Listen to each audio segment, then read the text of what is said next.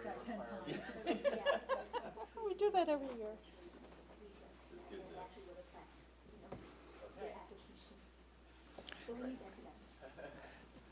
Now I know. Apparently they don't.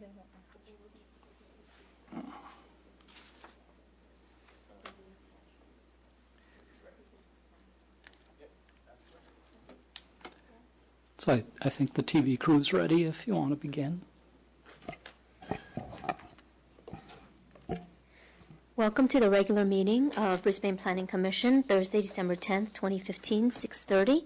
The special start is for regular business, and the Brisbane Baylands final environmental report and related planning applications will not happen until 7:30.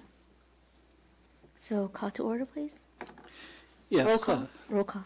Commissioner Anderson, Present. Commissioner Reinhardt, Here.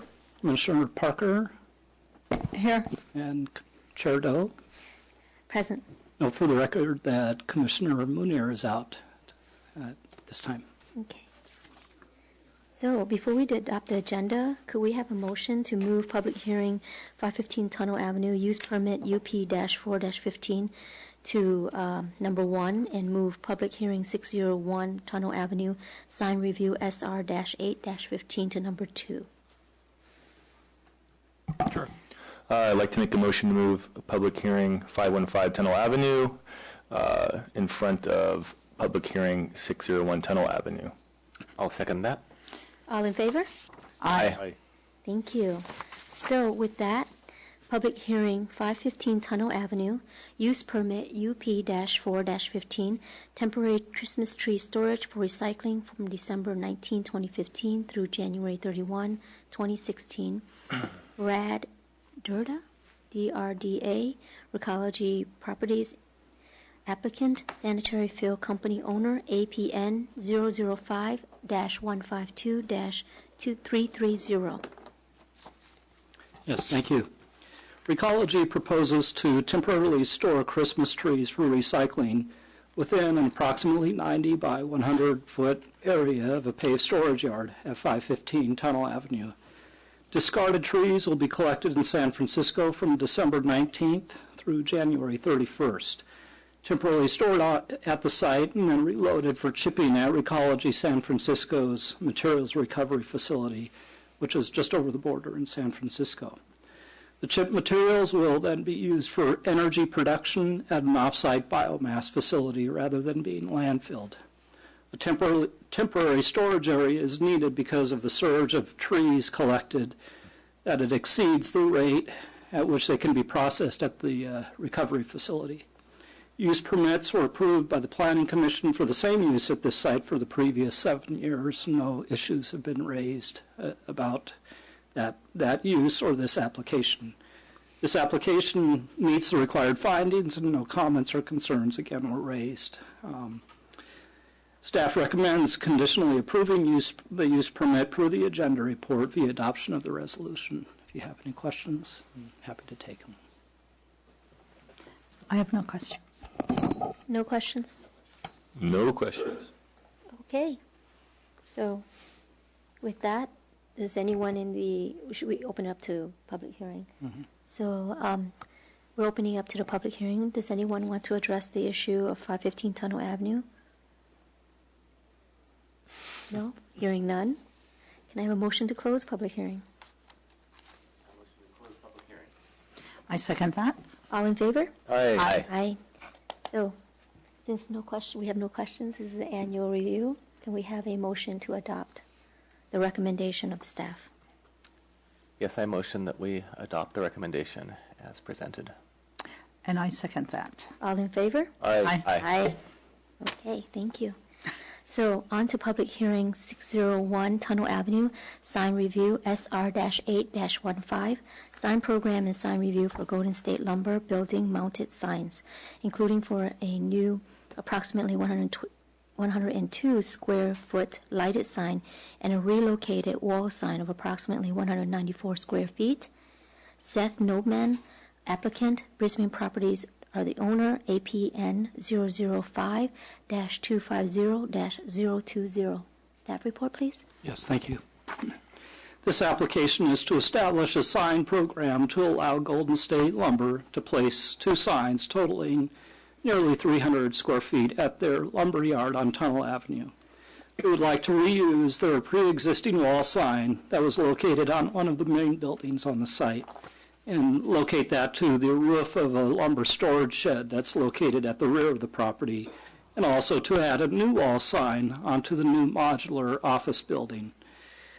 Since the signs would exceed 100 square feet, a sign program is required. Sites with over 100 feet of frontage may apply for a sign program when their sign is in exceedance of that 100 square foot area. This property has 575 feet of frontage. Golden State Lumber located a new modular office building towards the rear of the site following the Planning Commission's approval of this use permit just earlier this year. The placement of that new building in front of the existing sign prompted this permit application. Also, I think they wanted to modernize the look of their signage there.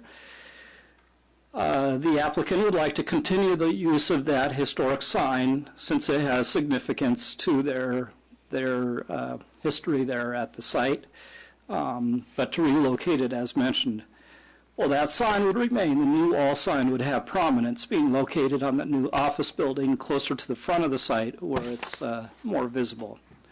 The proposed sign locations and images were provided in the agenda report and are available also on the wall.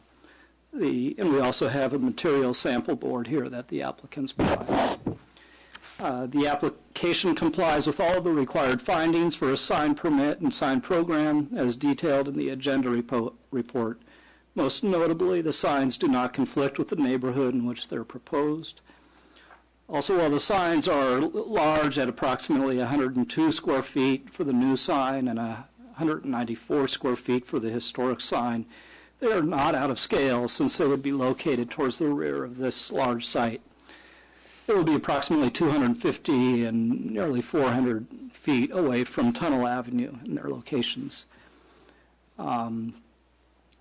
Note also that the new sign was originally proposed to be illuminated, but the applicant has then decided that they didn't need to include illumination on that sign. The conditions of approval essentially allow flexibility in that should they decide at a future time that they would like to have that wired and illuminated, essentially that they'd have to provide the planning director with details on that illumination level so that it would meet the finding that's included within this application. So it would be essentially a modification through the planning director in that case. But as they've indicated, they don't have plans to illuminate it at this time. In closing, staff recommends conditionally approving the sign program with the proposed signs per the agenda report via adoption of the resolution. Is item number 5A through C, is that the complete beginning and end of illumination regulations in this area at this time? I'm sorry, what are you referring to? In the agenda report, page 3, item 5, illumination signs will not ABC. I was just wondering if those brief regulations express the complete Yes, those are cut directly from the municipal code. Right now. Right.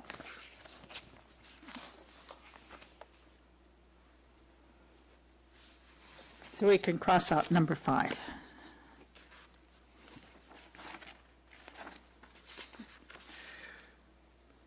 Well, it's included as a finding in that essentially you're approving that possibility of a future illuminated sign, so we've Okay. included it here.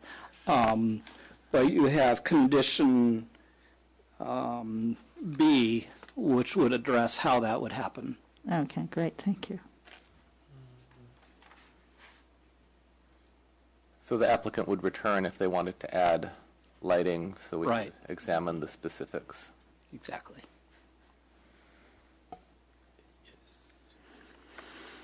No further questions? Yeah. I feel like it's pretty clear cut, so I'm good with that recommendation as well. So could we have we'll open that to public hearing. Does anyone want to address the commission about the use permit UP-4-15?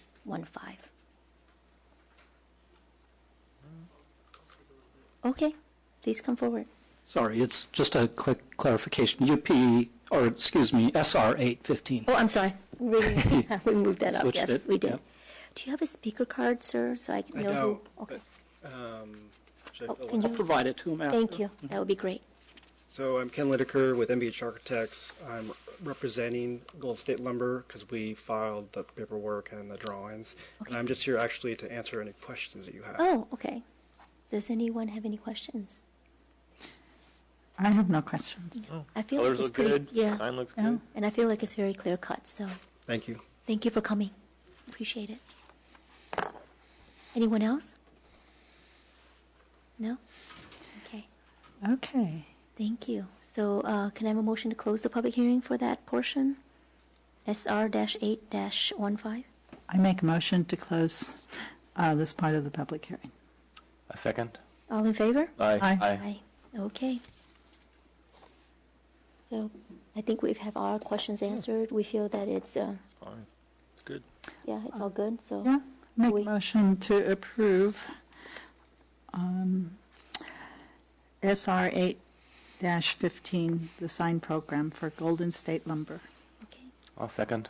All in favor? Aye. Aye. Aye. Thank you again. Okay.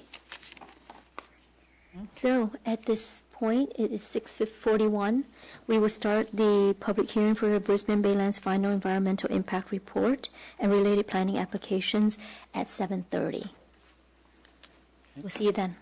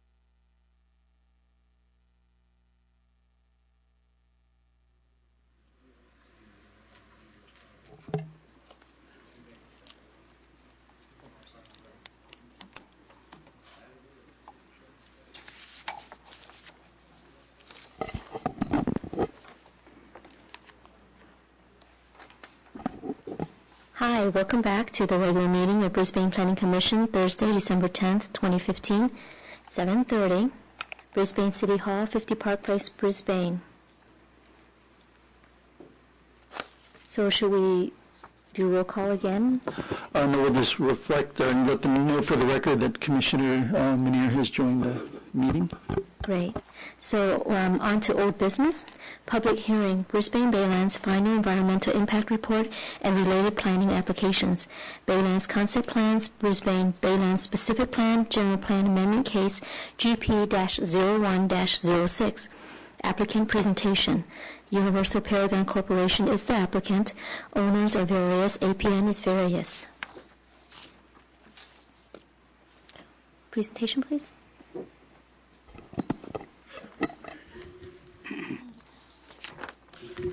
Good evening, Commissioners. Jonathan Scharfman. I'm the General Manager of UPC.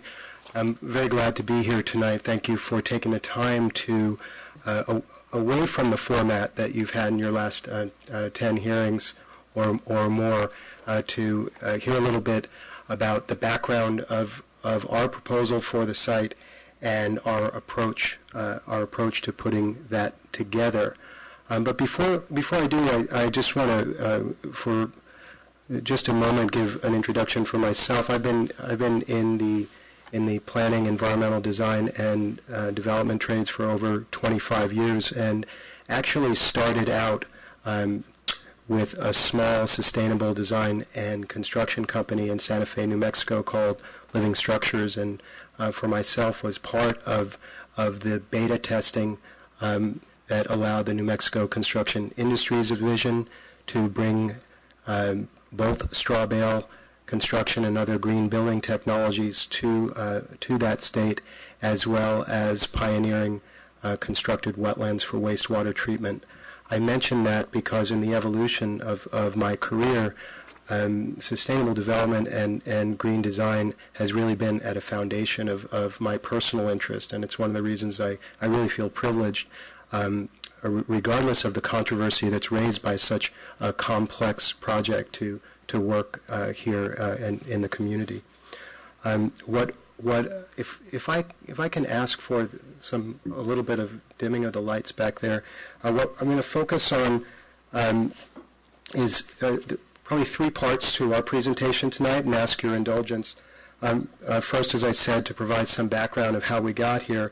Second, to link what we see as the two key chapters of our specific plan, chapters 4 and 5, land use and community design, and the parks and open space chapter, which is part of the public record, to elements of those plans to the areas that they're proposed to embody out there, and then to some actual built references for projects that have been done in other areas that have met those criteria.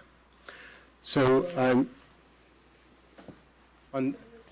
we do have a number of representatives of our project team here along with us. You'll hear a little bit further along in the presentation, you'll hear from Jim Stickley to my right, who has worked on the specific plan with his firm WRT as our land planners for well over 10 years. And we also have representatives from our architectural design firm, some of the leaders in green development and architectural design on the West Coast, as well as Biohabitats, who's been working on some habitat enhancement projects nationwide, as well as the daylighting of creeks and the restoration of landfill areas, including the Fresh Kills landfill in Staten Island in New York. We have our environmental consultants here from Geosyntec and GraphCon, as well as our civil engineers. These are folks that have, in each case, 20 plus years, in some cases over 30 years of experience addressing the issues that you care about in your community and that have been raised through this process over the years. So I do encourage you to take advantage of their being here and ask them specific questions about their experience on other projects or on their reference for working on resolving some of the key issues for this one. And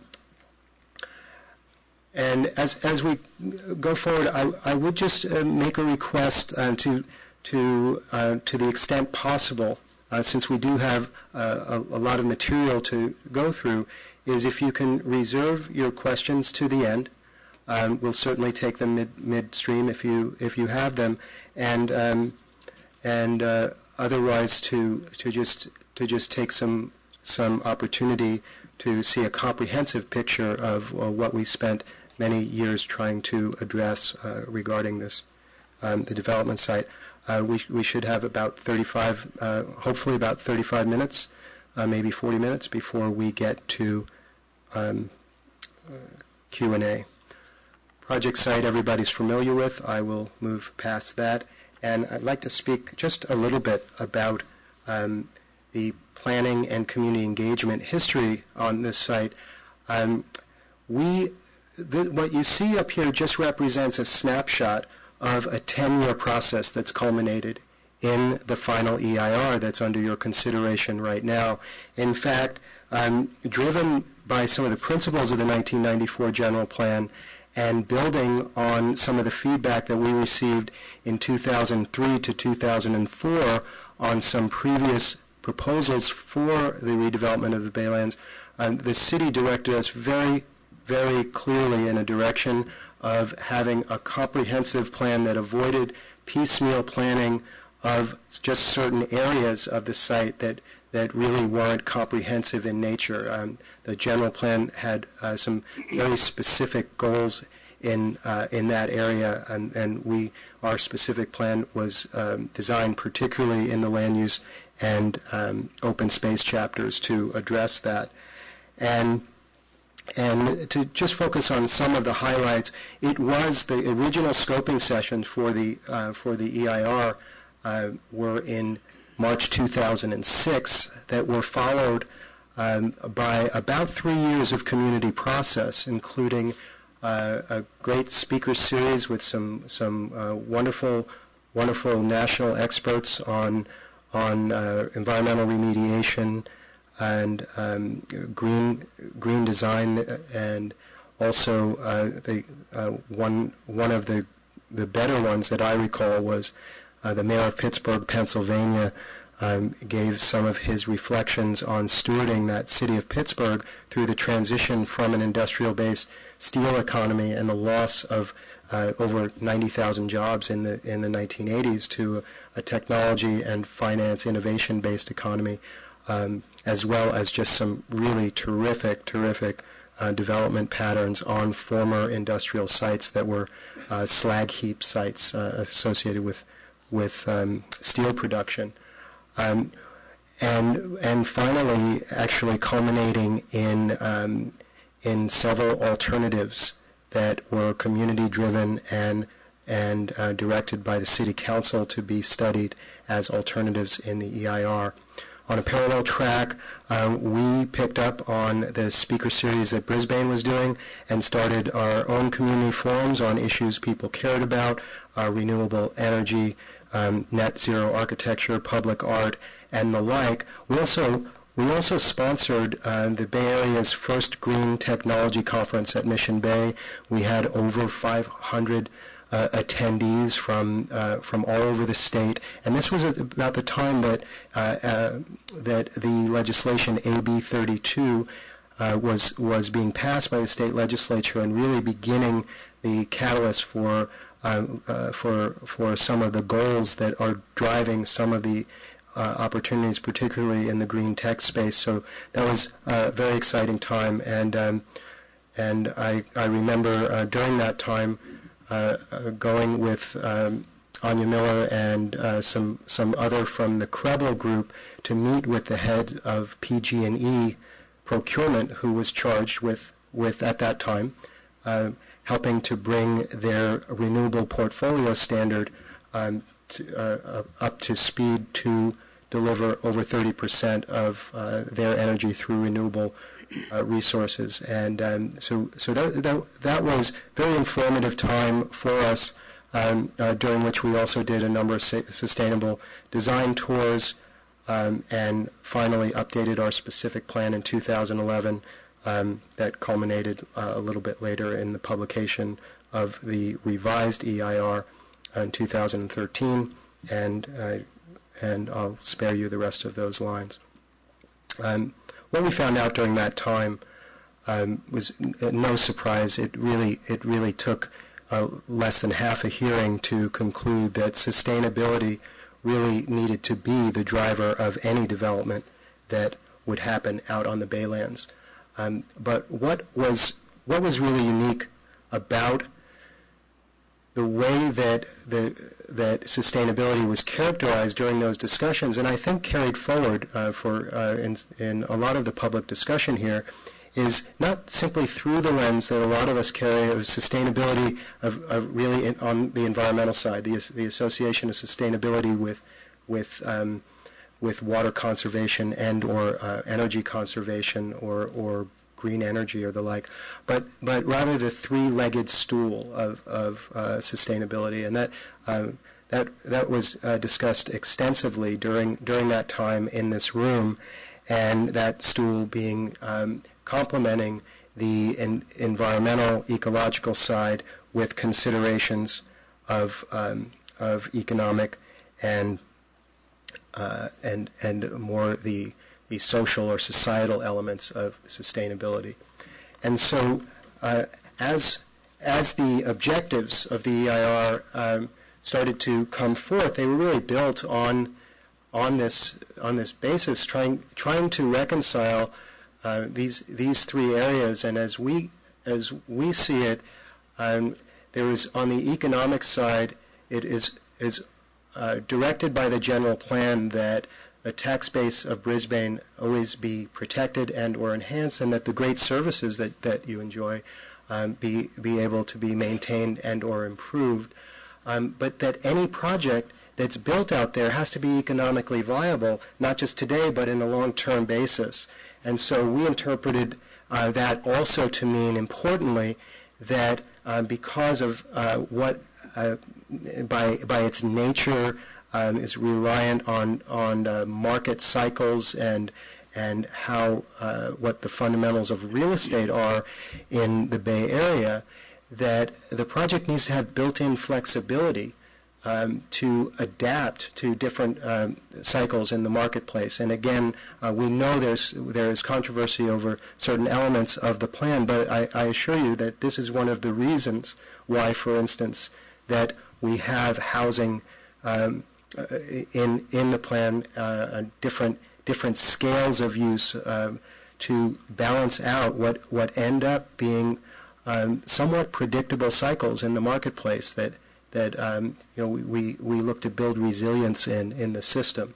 On the environmental side, the big three, as we've experienced them here, have really been around energy and the net zero goals and aspirations that the community has and the leadership in Brisbane has for the project, and also really the foundation here of remediation of the site. I mean, this is an industrial legacy that we have a responsibility, if we're going to redevelop this site, to restore ecological function to and enhance habitat while we do so. And then the third being primarily water efficiency and conservation and reuse, which is such a critical concern given the conditions we faced the past couple of years. I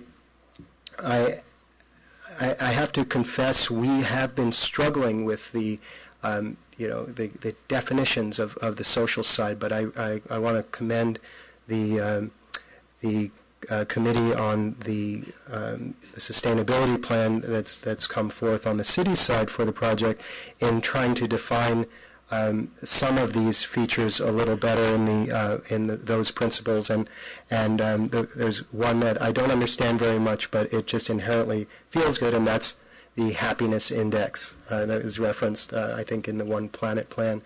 And so we do believe on that side that a well-planned, well-thought-through, and built development addressing a number of factors really does have to take into account how you protect this absolute jewel of the community character that you have, and it really is one to be protected, and enhance the resources and the amenities and the access to some other services that in one sense will help respect and preserve the character of the town, but perhaps complement some of those great features as well. So how did that translate, and what are some of the things that really informed our putting together of the specific plan? Well, I think the best way to put it is that we really see this as a green canvas for innovation business, as a great place to live, a great place to work and play. And part of why that's the case is because of how we have such great access out on that site, on the other side of Bayshore, to the region as a regional center for a number of different purposes, for innovation, technology, research and development, and healthcare, and also what just like the Northeast Ridge is a distinctive residential neighborhood up on outside of downtown Brisbane, we really do see a distinctive and separate residential neighborhood up bordering the Bayshore Caltrain Station and San Francisco, but also an opportunity with that area activated for some great amenities like entertainment facilities and grocery store, and perhaps a pharmacy and some other services that are currently lacking in town. And, of course, the restored habitats and a lot of the amenities that come along with them. We've talked before about, I think, the job center that is proposed out here, whether you're looking at the DSP or the CPP, the Community Preferred Plan, or its alternative, you're looking at about 20,000 jobs over time, with about 16 to 17,500 permanent jobs, and then thousands of construction jobs that would be for card-carrying union workers through the development period of 20 to 25 years. But also during the operations period, really looking at a wide diversity of jobs that would be available, really creating an economic ladder from service jobs up to R&D jobs, and a variety of retail and other facility jobs as well. And so in sum, a sustainable long-term job base. And one of the reasons why that is so attractive to particularly the larger employers, as we spoke about in one of the earlier hearings, is because the transportation infrastructure is already in place. And in fact, the development pattern that we're really focused on with our plan is to place the vast majority of development within a 5 and at the outside 7 to 10 minute walk from several modes of transit. Of course, we have the Bayshore Caltrain Station. Samtrans lines go all the way through, and the Muni T3rd is now terminates adjacent to that station, but will also be extending through, we hope someday, right to the station, and it's, as most of you know, currently being extended over to as the central subway through to Chinatown and North Beach on the north end. And just a couple of highlights of what some of those benefits might be locally. As I said before, focusing on immediately on some retail services that are now lacking in Brisbane, pharmacy, grocery store, perhaps some entertainment uses. We do have some music facilities and some multiplex in our plan. If down over by the Bayshore Station, could be a great use over there. Over 300 acres of restored and enhanced habitat in open space and open area. Really looking at, and we're very excited about this notion of it being a laboratory for regenerative development and restoration ecology, and are excited to introduce some of the work that we're doing with our friends at Biohabitats along the lagoon edge on that this evening. And some of the other goals we've already described. We also have set aside in a couple of areas of the plan land to be dedicated for a local high school to help with that difficult problem that families in Brisbane now have of not having a local choice for sending their kids off to high school. It's quite a burden to get folks over the hill and back every day in order to attend classes. So what is the plan offer? Well, the general plan in 1994 really specified that Brisbane should have unique character in any future development, and that the natural habitat should really be not just preserved but enhanced as part of any future development, and we think that is a very unique opportunity that provides one of the key drivers for our plan is to have distinct districts in the plan that have their own character and don't pretend to be part of downtown Brisbane, but rather complements to each other within the plan area, to downtown Brisbane through access and shuttle opportunities and the like, but also to provide the opportunity for having these extended open space areas and access to entertainment as well. And so we're going to move into a couple of elements that everybody here is quite familiar with. The differences between the DSP and the CPP, as studied here in the EIR. I would generally say that what the primary difference, of course, between the DSP and the CPP here is that there is a small block housing development, medium to high density in the northwest quadrant adjacent to San Francisco and Daly City of approximately 4,000 housing units, whereas there is a different pattern of development proposed in the CPP for that area, particularly large block R&D development over there adjacent to the Caltrain station in the northwest, with an entertainment district that's more Bayshore centered.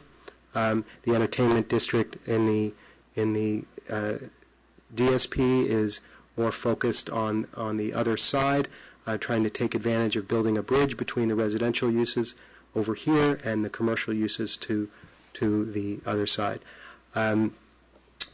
And then lastly, there's a small amount of housing, reasonably small, about 400 to 500 low-density housing units, more townhome density down here that are on the edge of what is proposed to be a daylighted, restored Visitation Creek running down from the roundhouse here out to the channel where Visitation Creek now goes out. And otherwise, both plans actually have about the same amount of commercial development proposed. On the DSP, we have large blocks. These represent 4 to 5 acre blocks. Great opportunities for R&D campus-like environments around these park features. And then, as I said before, there's the smaller blocks for the higher density residential development here. It's important to note that both, while much more robust here in the CPP than the DSP, both really have a very high focus on what I call the green infrastructure. All the development is really tied to very well thought through orientation of the open spaces and their relationship to the blocks around them, and how that public realm is really defined by that green infrastructure. And Jim Stickley is going to address that a little bit more as we go forward. And some of the key features on the sustainability side have already been addressed. I won't repeat too much, but both the CPP and the DSP contemplate a state-of-the-art water recycling facility in the same area, actually, adjacent to Visitation Creek, that will serve both as an area to recycle wastewater and recirculate it for use around the site, but also because we would use some natural attenuation and constructed wetlands as part of that water treatment system, we would actually be enhancing the habitat on the creek edge while doing so, and providing some more opportunities through that facility for that function. We also would have you note that over 90% of the development area is in the DSP is really proposed within this quarter mile or just beyond quarter mile walk shed to the primary transit. So this is important, not just because it concentrates development around transit infrastructure, which is the single greatest way to reduce greenhouse gas emissions, but also because it enables the conservation of land for other uses, mainly for open space in areas that are more proximate to downtown Brisbane. And I wanted to spend just a little bit of time on transportation and greenhouse gas emissions before turning it over to Jim. Is anybody on the commission familiar with what the greenest city is in terms of greenhouse gas emissions per capita in the U.S.? That would be New York, ironically. And primarily, it's New York because New York City, Manhattan, because over 60% of the jobs in New York City are being accessed by people who are not getting into cars by themselves. And the development patterns in the Bay Area, especially on the west side of the Bay in San Jose, are such that we really have imported our workers from further and further away in order to serve the tremendous job growth that's happened on this side of the Bay and in Silicon Valley. In fact, as I think was reported in some earlier hearings, San Mateo County has added 40,000 new jobs since 2011. And unfortunately, during that time, only several thousand, a few thousand, 3,000 to 5,000 new housing units have been created. And this pattern is really contributing to people having to drive further and further to get to their jobs, and That is why 40% in these graphs, 40% of greenhouse gas emissions in California are generated from the transportation sector, primarily because if you see in this blue line over here, there is just a steady increase just by the sheer number of new jobs that come from our success as a region that are being created. And this line represents the increase in total vehicle miles traveled in California over time since the 90s. And when AB 32, that aimed to reduce greenhouse gas emissions by 50% below 1990 levels by 2050, was set, there was a companion legislation that helped enable that in the land use and transportation area called SB 375, requiring those the planning of transportation improvements and land use to be eligible for certain funding to be able to contribute to the reduction of vehicle miles traveled. It really is the holy grail of greenhouse gas emission reduction in California and certainly in the Bay Area. So it's something that our plan was trying to be as responsive to as possible. And again, we say that with full knowledge of the difficulty that and controversy that it's generated regarding the housing proposal. But this is another side of it. I'm going to invite Jim Stickley from WRT, our land planner, to talk a little bit about how those systems are planned, and particularly referring to some of the key chapters in our specific plan. Great. Thank you, Jonathan, and thank you, members of the commission. So picking up on these goals of reducing vehicle miles and reducing greenhouse gas emissions, the Bayland site actually has a great advantage in that it has a concentration of transit resources in this northern area depicted in this diagram. Most of those resources are existing resources. So you have the Caltrain corridor with its Bayshore station. You have the T3rd light rail that comes and terminates along Bayshore Boulevard. And then you have Samtrans accessing currently, but it would actually be rerouted once there are uses within the Baylands that would require that. And so all of those systems are presently there. They access the area. And then there's one additional major transit system that is being developed that will connect Hunters Point and Candlestick Point to the Balboa BART station, and that's the BRT line. The alignments for the BRT are currently under study by the CTA, and one of the alternative routes is shown here as the gold dash line. You could also look at those alternatives as short-term versus long-term, because some of the other alternatives that are being studied are routes that could be implemented more immediately using the existing street networks. But the BRT is planned.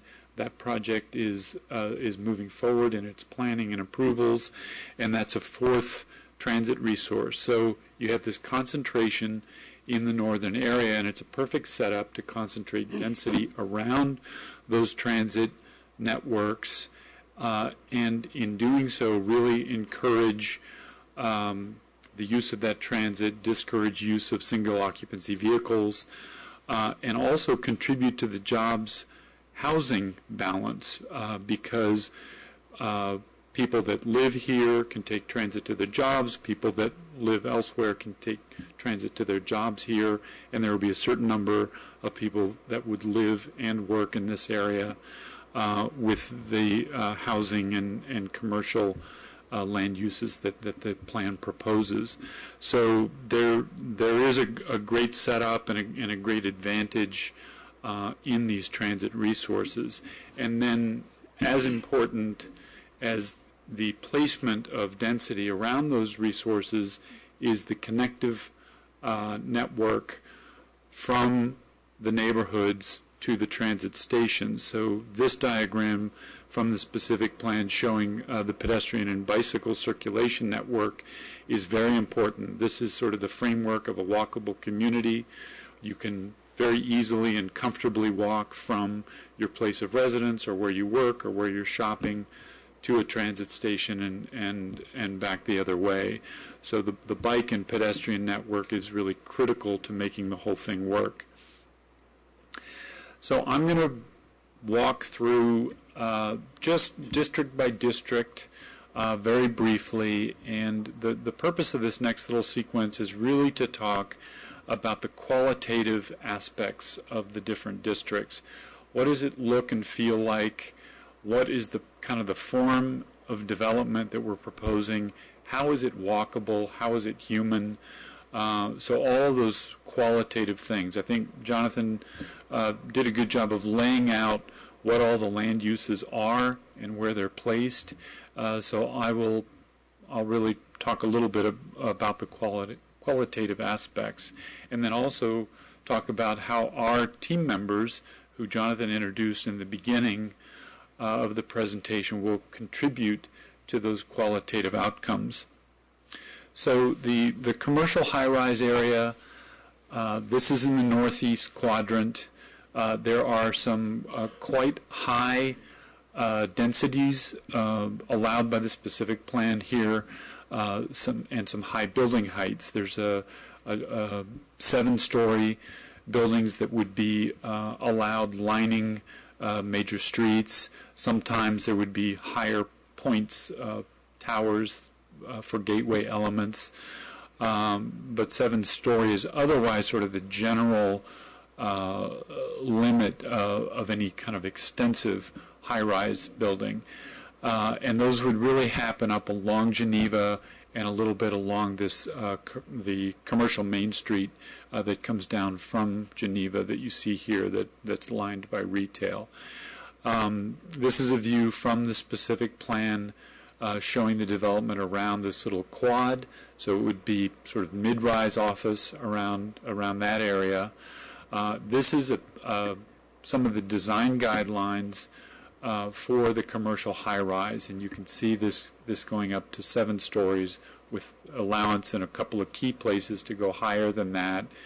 And as Jonathan said, the Chapter 4 is really important in the specific plan for how it technically prescribes the development form and how the development is shaped and how ground floor street level uses are activated. So it's very, very deliberate in the way it does that. So even where taller buildings are allowed, there's a step back requirement. So you can't go higher than 4 stories without a step back, and that's to sort of reduce the overall effect of height in some of those areas where taller buildings are allowed.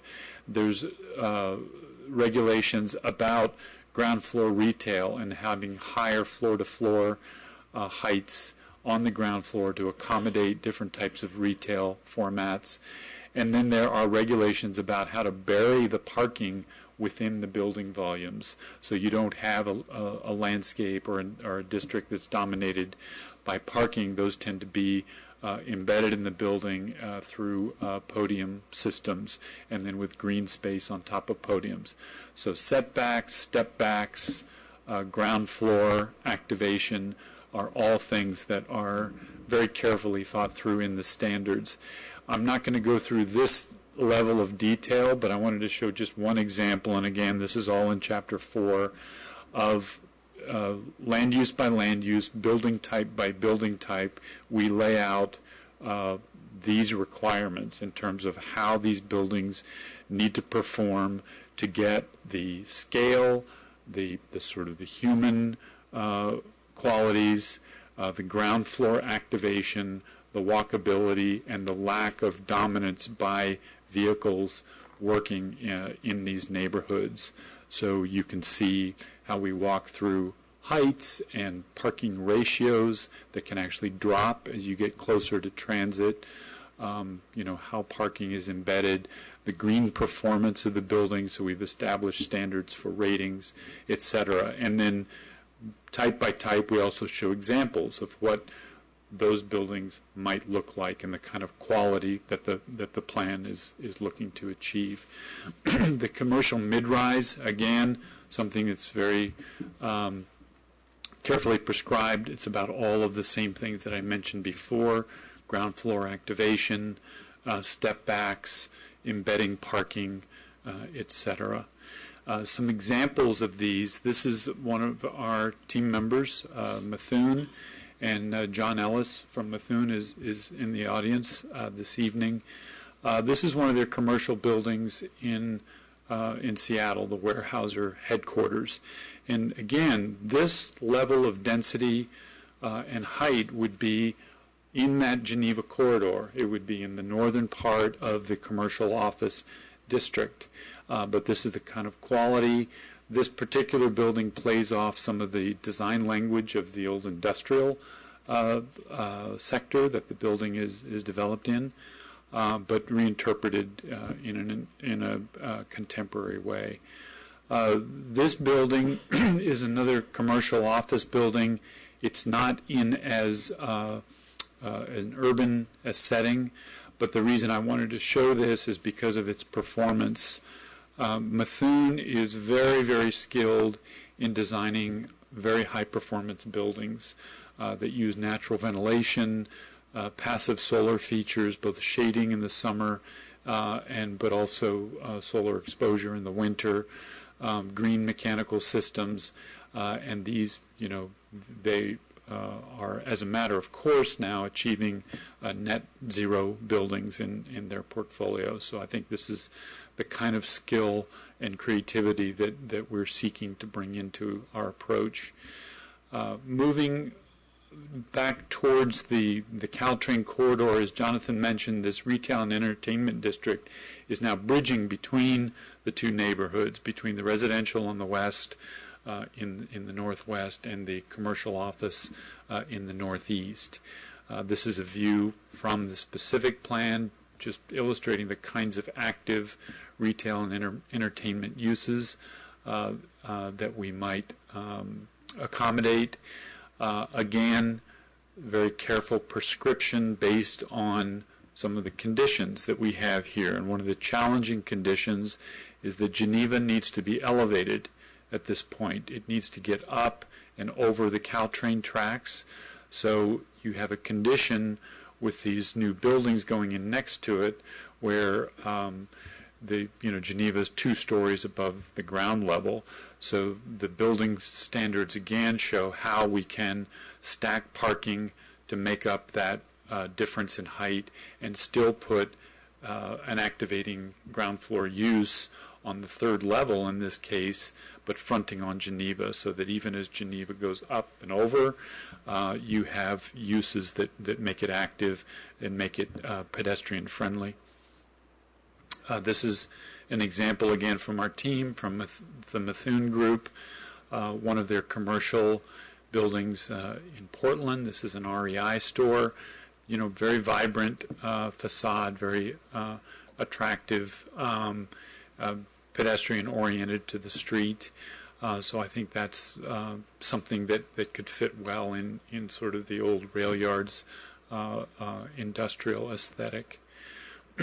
This is another project, an entertainment use from our firm, from WRT, called the Fringe Arts Project in Philadelphia. This was just recently completed.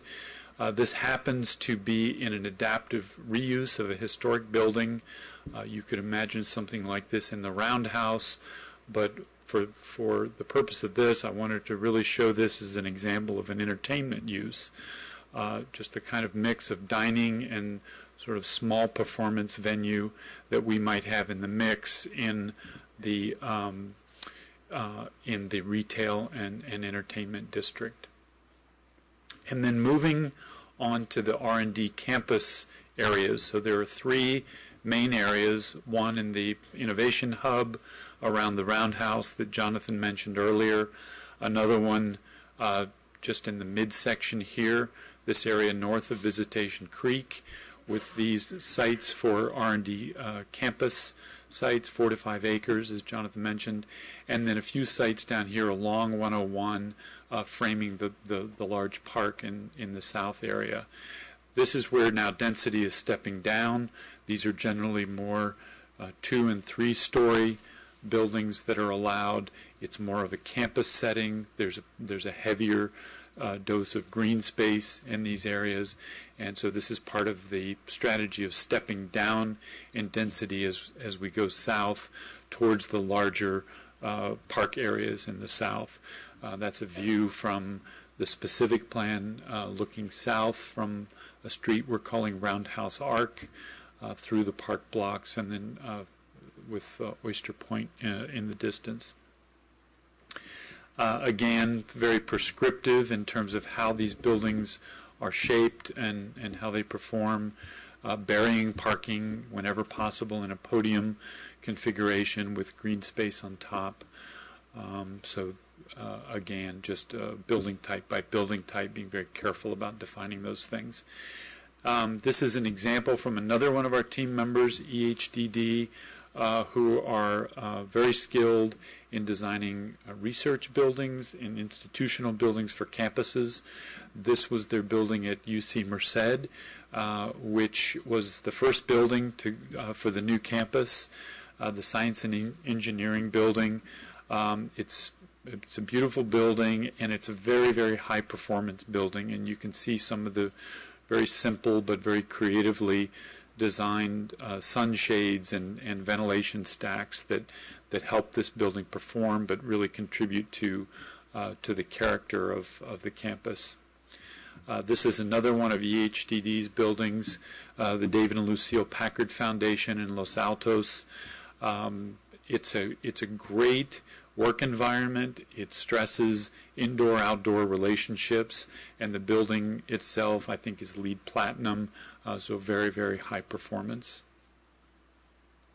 And then wanted to walk through just a little bit the residential blocks. So as Jonathan described, there's a step down of density as we go from north to south, and so the higher density are in the point, if you will, from from Geneva up to the San Francisco line, and then as we go south of Geneva, we step down to essentially townhome densities in this area, and you can sort of see that playing out here with taller buildings north of Geneva, stepping over Geneva, and then stepping down to sort of low mid-rise and townhomes as you go further south.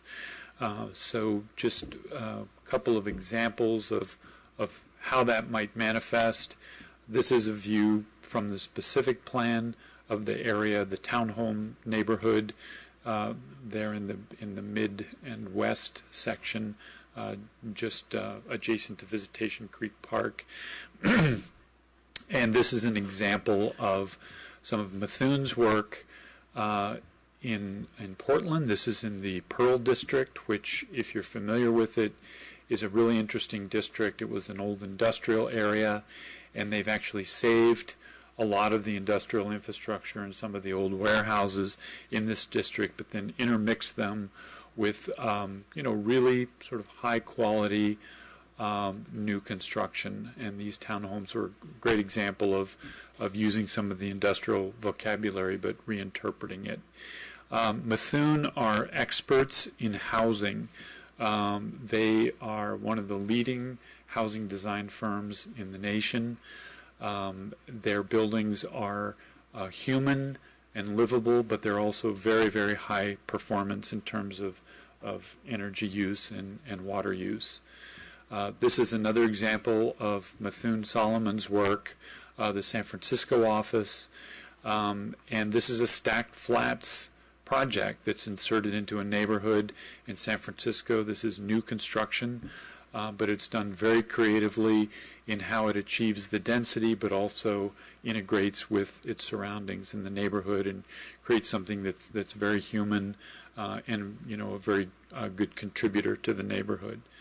And then lastly, as we go north into the mid-rise housing, This is much more activation on the ground floor with retail and an allowance for higher buildings and increased heights.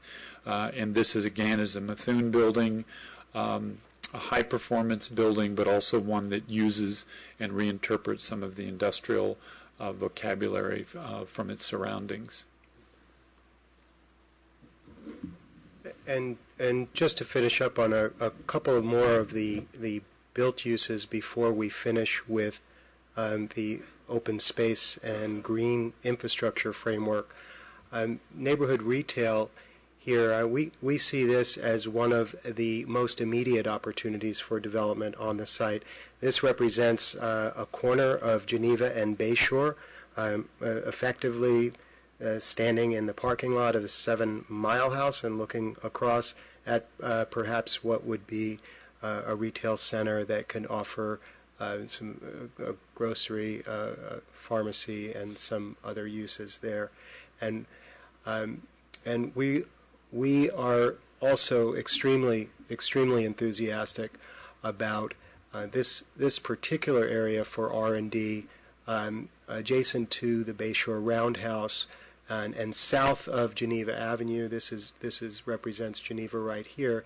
This area is all adjacent to the Martin substation, which steps down all the power to and the city and county of San Francisco, and really represents an opportunity for a unique technology hub dedicated to helping enhance the interface of the cheaply produced solar energy and wind energy from locations far outside the Bay Area and helping convert them more efficiently into the grid. So we have a lot of enthusiasm for being able to have some catalyst innovation technology incubators in this area, and this being one of the commercial growth areas that we have.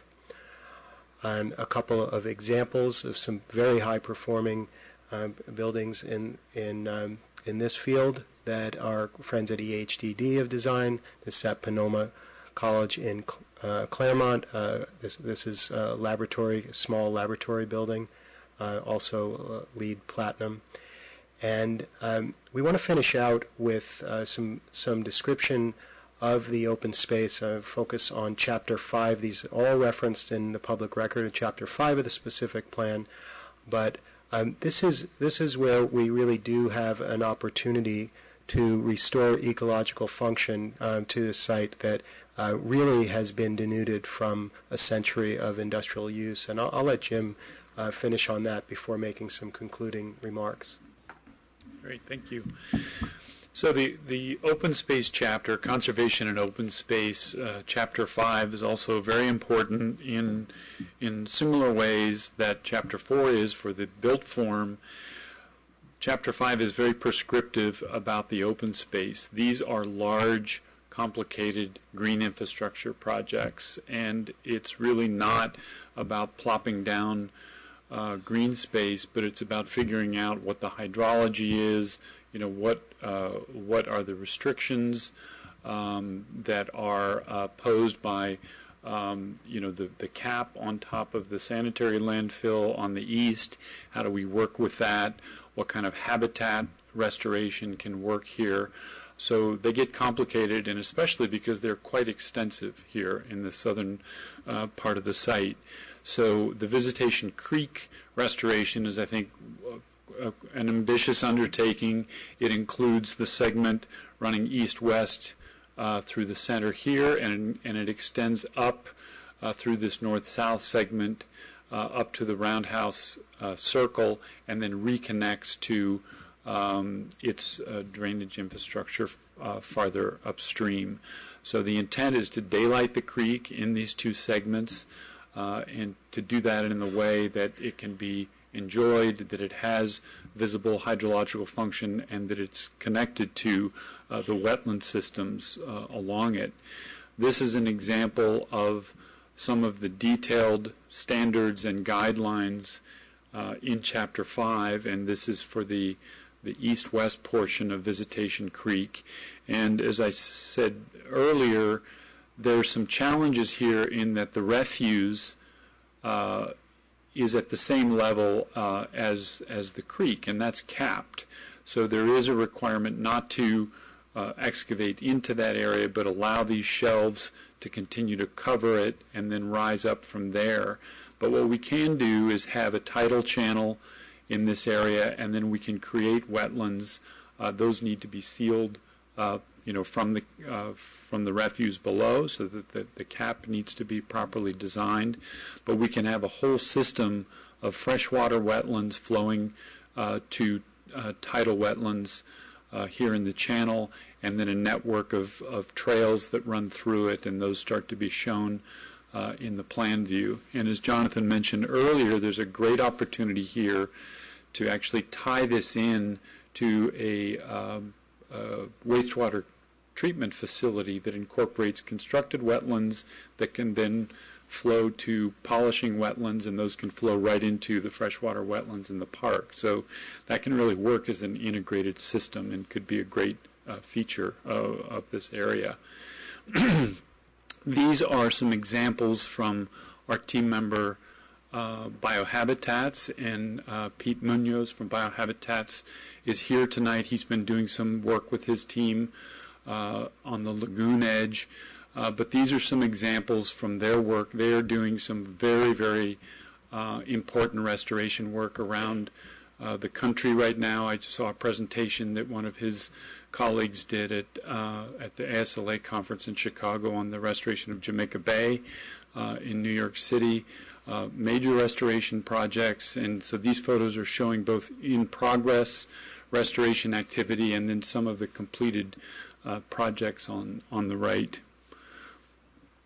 And then the Lagoon Park, likewise, this involves a significant ecological restoration with wetland habitat, both tidal and freshwater, as well as creating areas of upland where we can integrate native hardwoods and the like, and then have a whole system of paths. And what's illustrated here is an ecological center that could be an educational facility. Just to illustrate an undertaking of the magnitude that we're talking about, this is a park that our firm recently completed. It's actually just one phase of a park in Louisville, Kentucky, but very extensive in the first phase. It's a regional park. It involves significant habitat restoration, but also a complement of recreational program, including play fields and picnic areas, paths and overlooks, and things of that nature. This has been extremely well received in the community, and the project will continue into subsequent phases. And then lastly, the park blocks. As we go north, this large natural park system starts giving way to more structured linear parks that project up into the R&D campus area here on the east, and that project here up into the residential area on the west. These parks, as illustrated here in the specific plan, tend to be more highly programmed with recreational and social uses, a little bit more ornamental in nature, more like urban parks. And as an example, this is a park that our firm has just completed in Mission Bay, adjacent to the new UCSF hospital there. And the park has a fence around it because it's in its grow-in period, but we hope that the fence is going to come down and this park will be open before the holidays. So I think I'm just going to end with that one and turn it back to Jonathan. Thank you, Jim. And just to finish off, just one or two comments, commissioners. As you move into your deliberation phase on the future of this project, and you're making recommendations to City Council. First, the DSP estimates for soil improvement, remediation, and provision of infrastructure to serve those blocks and to build the parks that are described here is over $1 billion. These numbers have been reviewed by the city engineer and his staff. Those numbers are 20 to 40% higher for the CPP, primarily because of the additional parklands and the cost of those parklands, and so as you look at the balance of issues that are under consideration here, there are significant expenditures necessary to address the industrial legacy of the site and to lay down the infrastructure for any future uses out there. But secondly, I just offer that there are just some choices for Brisbane's identity, its association, if you will, from the historic association of the area of this site as being the dump or being the rail yard, to perhaps a future association that is more along the lines of some of what I mentioned before, a living laboratory for regenerative development, restoration ecology, an innovation green tech hub, and finally, as I mentioned, and as is consistent with what you have today, just a great place to live, work, and play. So I just want to thank you for taking the time to hear our presentation tonight, and I do invite you to ask specific questions of myself, our team, on elements of our plan, but maybe more importantly, while you have the opportunity, how these issues that you're facing have been addressed on similar sites around the Bay Area, because as I mentioned, the folks here have a lot of experience in doing that. So I would welcome any and all questions you have. Thank you. So does the commission have any questions for the applicant? I've got a pile. Excuse me, I've got a pile. Okay. You want to start? Carolyn? Okay. I have a question regarding the fiscal data that you were going to present, the total cost as well as how it's going to be staggered and where the money will be generated, how the different phases of the project, and we still have not heard that part of it. Mm-hmm. Do you have the plans to discuss that before we go to the deliberation?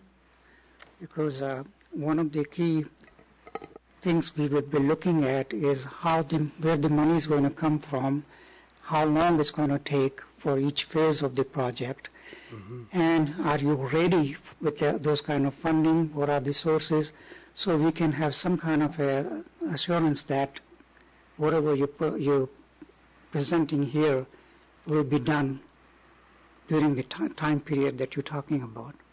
Mm-hmm. So we were expecting some kind of a separate meeting or separate data regarding all the fiscal part of it, which I haven't heard so far, other than you mentioned $1 billion mm-hmm. that is going to cost for. So do you have the presentation on that, or this is it from your end? Thank you for the question, Commissioner.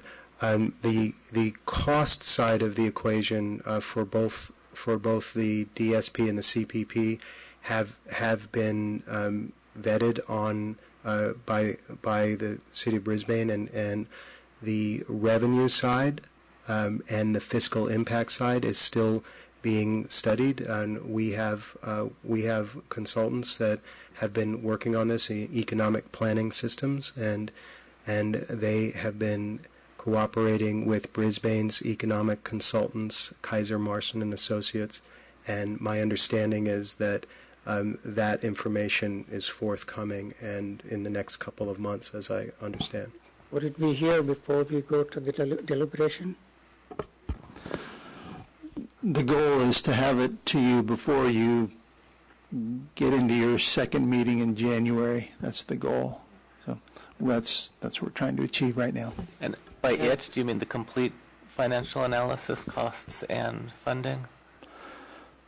That's part of kind of what we're trying to structure. I mean, what you could end up with is a very voluminous document, which, again, probably more value added is if the city's consultant can, economic consultant, can characterize that and summarize it for your use. The background material will also be available for you, but the goal is to have a more usable, reader-friendly document for your use and the public's use as well. What I'd like to see is that document to be circulated to us in enough time for us to digest it, not just at the time when we come here and you present that financial analysis. So with that in mind, then the deliberation process will go a little bit longer than what we anticipated. So just... If it's not premature to ask more questions about financing, I'm wondering if the financial structure, once it's in place, is that all going to include any sort of like bonds or guarantees that the project won't go halfway and then fail, or is it the second phase is going to be entirely dependent on the success of the first phases?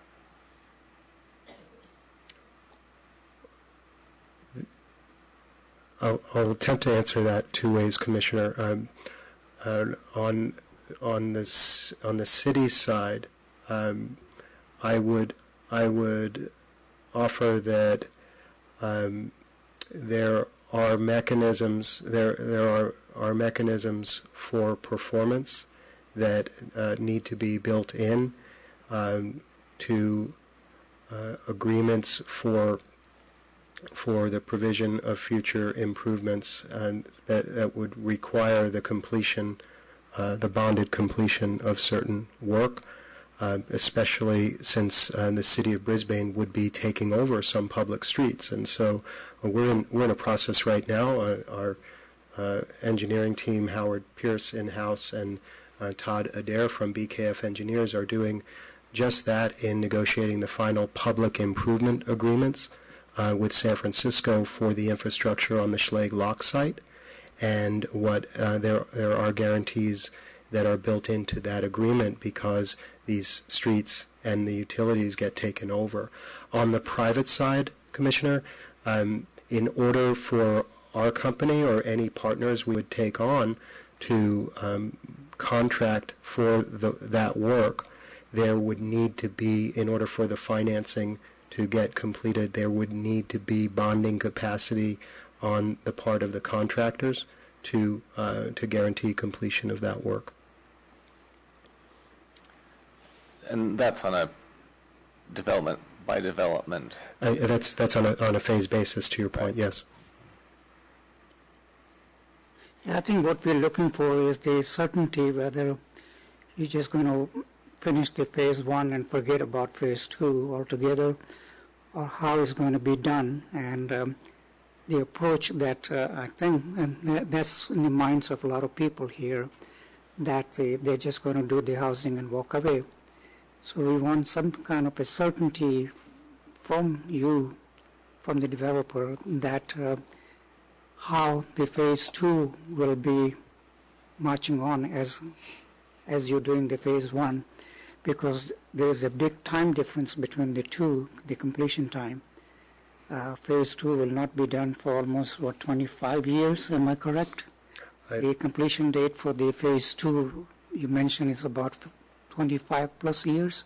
No, the total development period from beginning to end is anticipated to be 25 years, Commissioner. To your first point, a development agreement between the city of Brisbane and our company or anybody who would be representing a project of this scale is the best tool to define the mutual rights and obligations for a project of this scale that address points just like your concern there, and we've just done that with the City and County of San Francisco, addressing very similar concerns. And there's phasing plan requirements that are very specific in terms of the city requiring that the developer come in within a certain period after the development agreement is completed with proposals to build out the initial phase of development and then define the sequence that comes after that. So that's a tool that I'm sure that your city attorney and your staff will be talking to you more about, but that's what will help govern the give and take and the responsiveness to the market cycles that occur. Today there's a very, very robust market. There's a lot of jobs being created. There's a lot of demand for campus and R&D uses, as well, of course, as housing. So in this market environment, there would be perhaps a more accelerated phasing schedule than in an expected downturn that might occur at any given time. And that's one of the reasons why a plan like this, we believe, needs to have a balance of uses so that a focus can be on a complementary use when a certain product type isn't necessarily attracting that much investment. Yeah, the other reason was that if you look at the Sierra Point, that has excellent opportunity for R&D and all those developments, and it's been, almost 25, 30 years, and still not much being done there. Mm-hmm. And we have the concern here that we don't want to create another Sierra Point here. So that's the reason I'm asking that we need to have a specific plan as to how this whole phase 1, phase 2 will be carried out. And one way you're talking about is the development agreement, which is a way to do it. But when we are trying to figure it out with this future plan that you have, we want to assess that part also to make sure that we don't create another of that situation.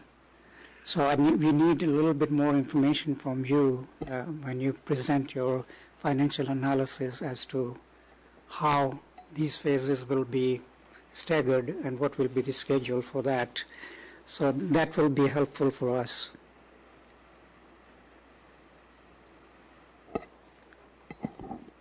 Any other commissioners have any questions for now?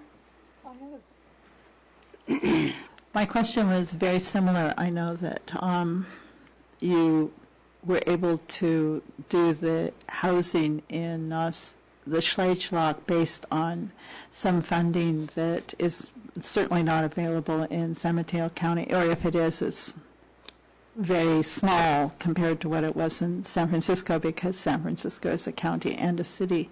And I was wondering if there is housing, if you had any plans on how the infrastructure could be built, and is that going to be part of the report that will be presented to the city? So that was my question. Yes, I believe you're referring to the tool of tax increment financing. Right. Used to have it helped build the infrastructure at Sierra Point, and was available in San Francisco as well. The Schlegel Lock site actually is not using that form of financing. Redevelopment was taken away before. And you said there was an alternative that the city had, and I had many conversations with you about this. Yes, so.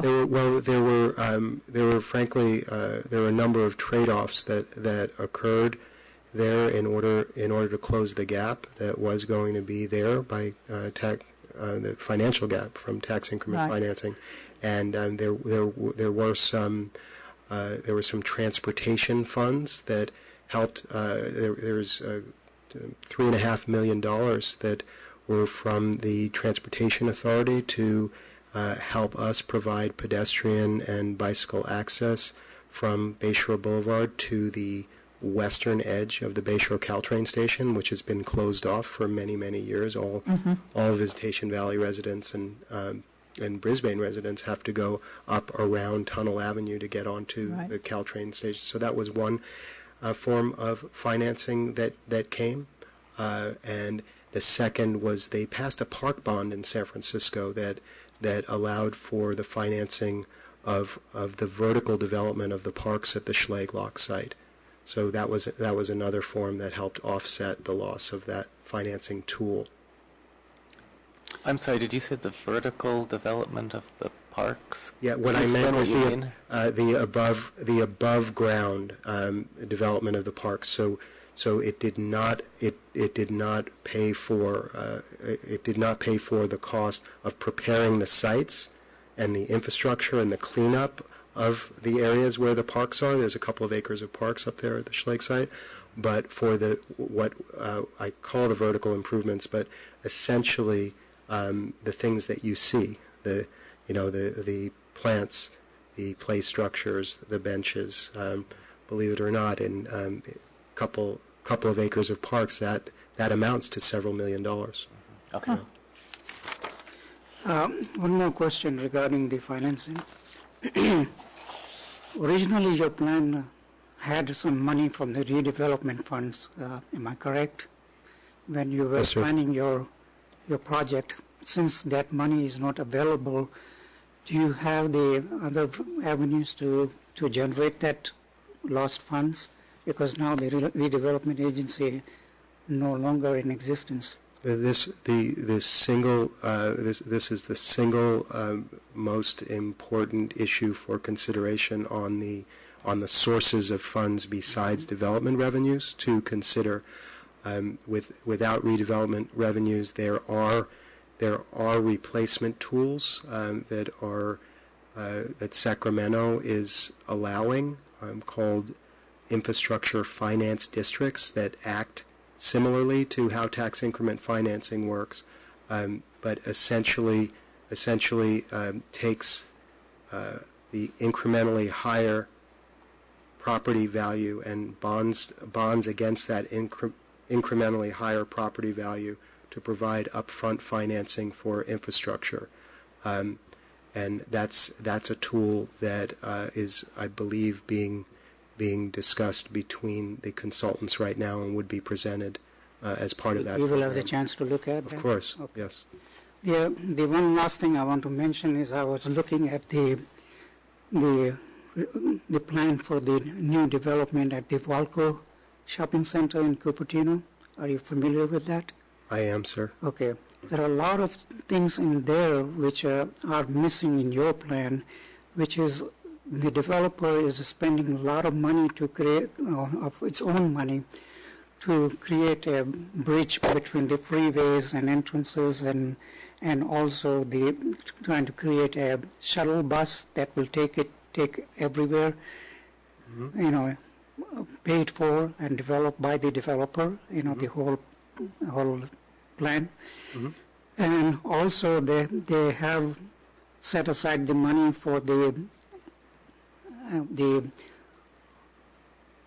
freeway entrance to 280, and I thought that plan had a lot more in there, and your plan is highly dependent on what this state money will do for the Geneva and other type of, especially for transportation needs. So we want to see whether you have any commitment in terms of your share of that, because naturally Geneva extension will be a quite expensive one, as well as the transit hub. And what will be your participation in that whole thing, or will it be all dependent on the state and federal funding?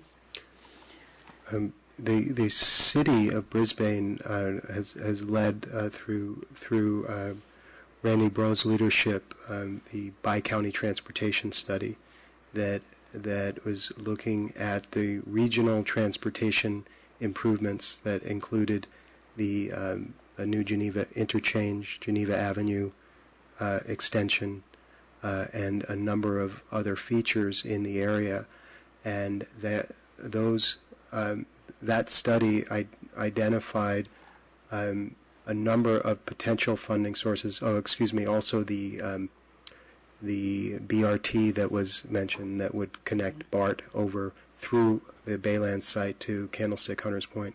These are regional transportation infrastructure projects. These are not local infrastructure projects, Commissioner. So that study identified and made suggestions for a combination of funding sources of federal, state, and private funding for those improvements. And the private funding for the improvements like Geneva Avenue and the interchange at Geneva would, according to that study, be proportionally burdened by the new development in the area. So, for instance, Lennar Corporation that's redeveloping Candlestick would have a highly proportional amount to pay of that. The amount of development at the Brisbane Baylands would help dictate by a similar formula a proportion that our company or any of our partners would be responsible to pay for. So that's really the mechanism that defines what the cost shares would be. To your earlier point about shuttles, in our infrastructure plan, in our specific plan, there's a transportation demand management program that includes internal shuttles, includes bike share programs, Yes, and the type of items that at a project specific level, like the mall you mentioned, start to get into much clearer focus. And so I would tell you that once we're at the project specific level, you'll see many more of the details of how those elements fit. Yeah, what I'll do is I'll make a copy of that summary report that I got, and I'll give it to the staff, and maybe I think you can look at it too. Of course. I really enjoyed reading that little summary that they had for the Walco's, in Cupertino. I don't know whether you're familiar with that. It's right at the corner of Wolf Road and at the 280 intersection over there. So Yes, I've been down there. Anyone else? Yes, I have questions. Does any of the other commissioners, do you have any other questions for Commissioner Ryan? Okay, go ahead. Okay, I will start then. Mr. Sharfman, first I'd like to thank you for the artistry of your presentation. That was really well done.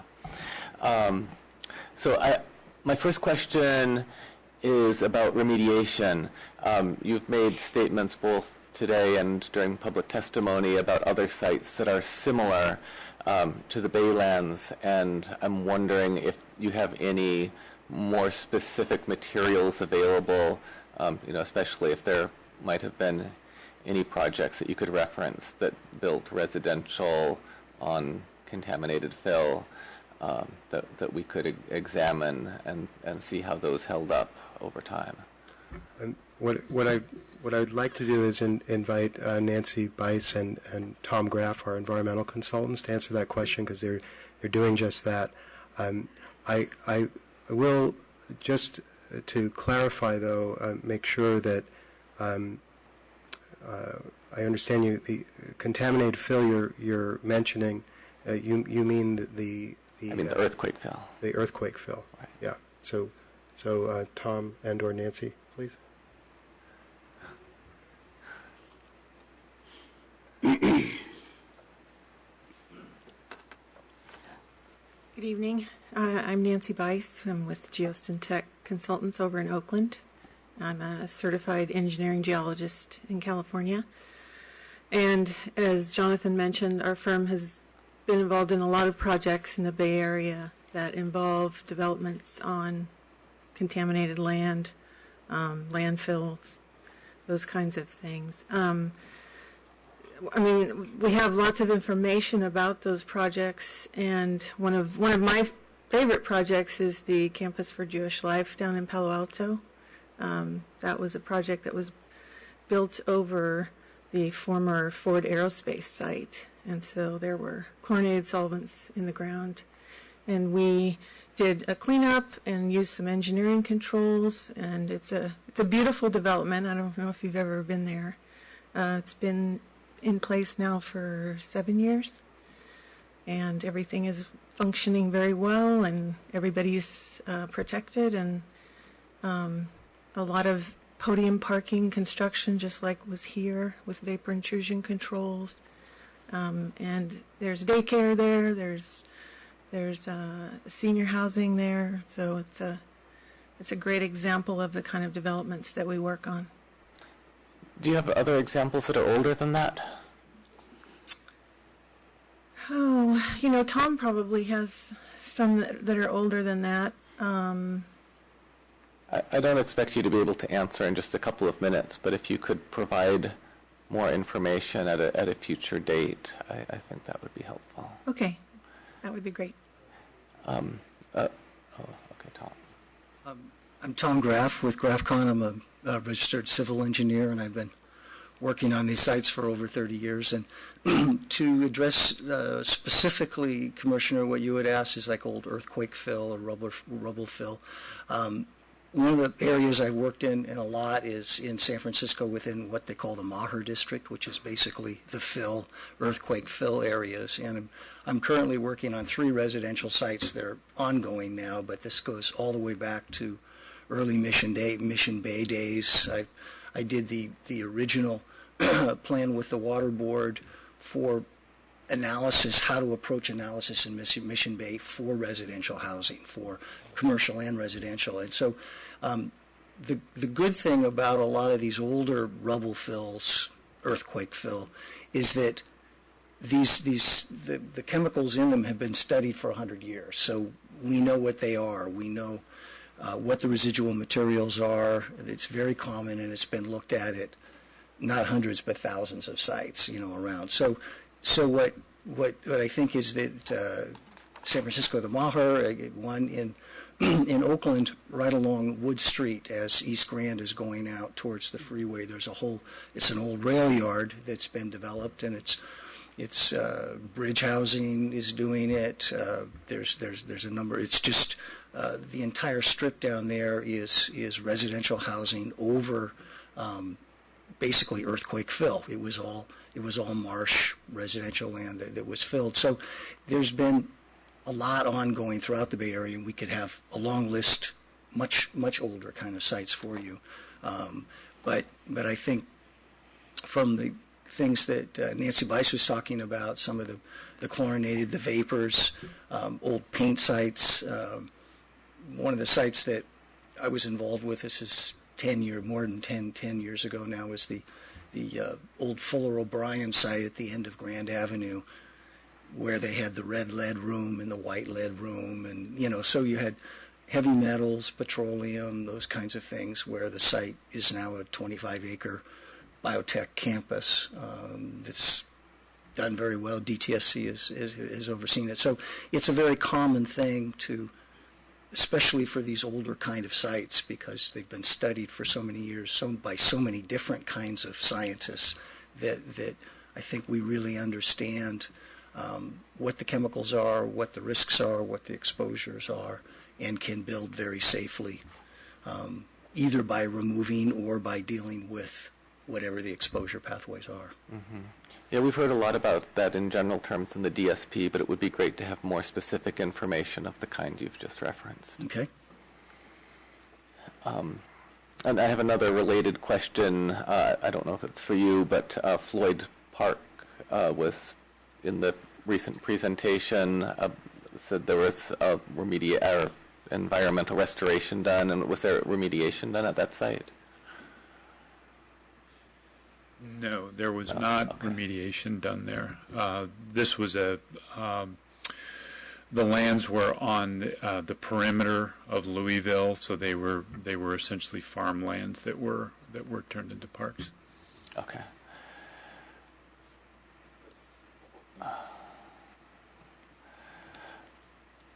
Also in the presentation, you referred to the podium parking, and on Geneva Avenue, you're building up rather than digging down to get the cars below what the new grade will be. And is that plan universally applied, like you're not excavating, you're building up for buried parking?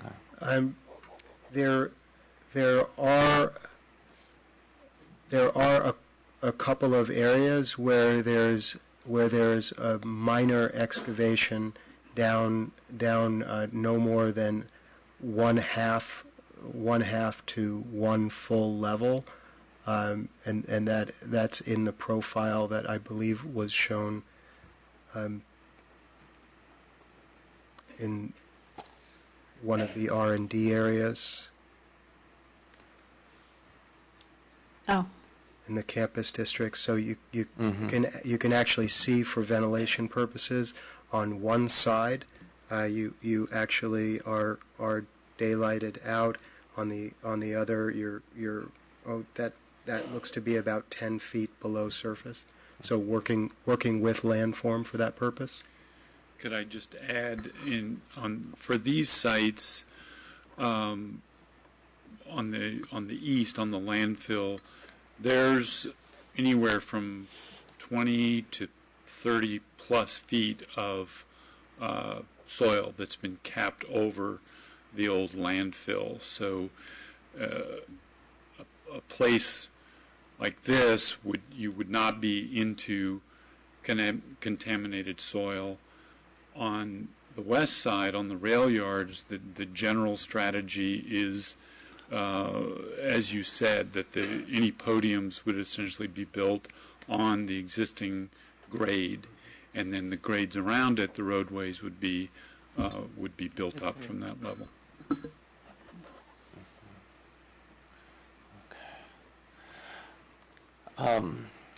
Many of your maps and artist renderings show very tall trees, and I was wondering about the risk and impact of roots getting through the cap, and whether that's studied and safe and how that works.